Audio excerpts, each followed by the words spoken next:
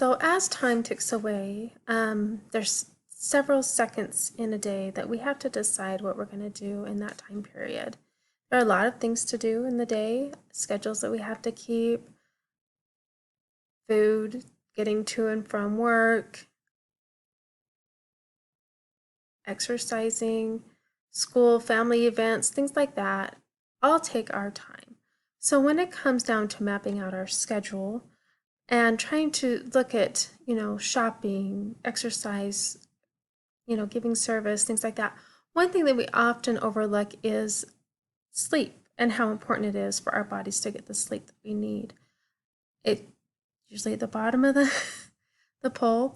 So when it comes to scheduling, it's important to know that sleep is weighed um, with with everything. You put it in your schedule. You figure out where and how important it is. So I personally have always struggled with getting enough sleep. I cannot get my brain to shut down. It goes into precedence as in what's going on in the day, what's going on with my life, what's going on with my children, my family, work, things like that. And I have a hard time getting them to be quiet and let me sleep. So with that, there's some things that I've had to come up with. The first thing that I want to talk about is having the research done that tells us how important the sleep is for us. Being able to myself get 5 hours of sleep a day and increasing that up to the 7 hours that I'm at now has been difficult. It's considering that I've had to decide what things to cut out, what time to go to bed, how to program myself to be able to get the sleep required for my body and for what I need. Having an extra 3 hours a day instead of sleeping it was great, getting a lot of things done. But I also found with doing that I was eating extra. So they do say that when we are getting less amount of sleep, our bodies go into neglect, and we have to figure out where that circadian rhythm is and what that is for us, what's the best thing is for us in that.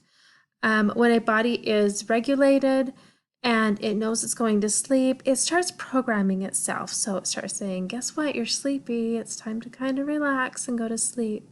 It controls like our body temperature. It controls us, as far as us deciding if we're going to stay awake. Sometimes after we get into a schedule, we find that we give it caffeine, we give it whatever it needs to stay awake. But sometimes we need to listen to our bodies and know that that it needs the sleep. So the circadian rhythm is actually a natural process that happens with our bodies. It schedules our mind to know that now it's night instead of day. It also helps us with that sleep process, making it a little bit easier for us. There are complications, obviously, but there's also some good tips on how to do that. And that is maybe dimming the lights, soft music, a bath, meditation. A great way to start signaling, turn off the TV. That was my big thing. Not just the TV, but it was just the screen time. Not getting on my device, not being able to respond to what I thought was important. But when you don't get enough sleep, there are some things that happen. So your pancreas stops producing as much insulin, and this can create higher blood sugar levels. This also decreases your metabolism by about 8%. This can cause an average of 10 to 12 pounds of weight a year. A poor sleep will also increase your cravings for food, about 45%, which they do say it's about 300 calories. So if you're, filling up your your night with staying up, just know that you're probably going to have to burn more calories at the gym. Having a set sleep schedule also helps your body get into that REM a little bit quicker. So you actually can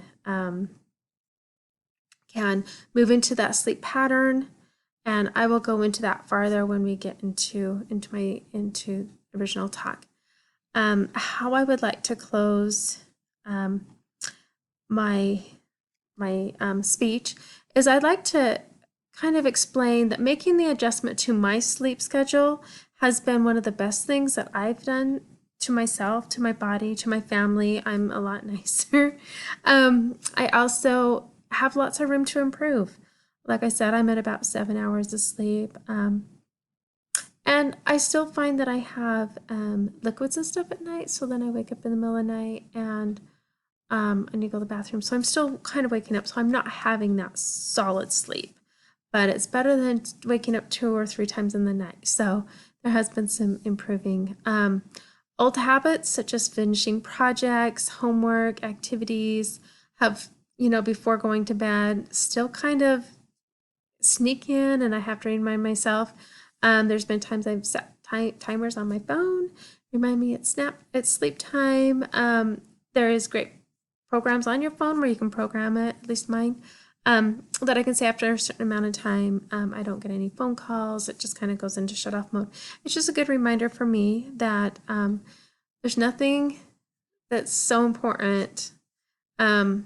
And if it's my family or somebody that really needs to get through to me, then I'll have them on, able to come through on the phone. But really getting a good night's sleep and getting in that routine has been a great thing. It'll help me be healthier, and hopefully it'll help me be better this whole year. That's kind of my goal, and help me lose the weight.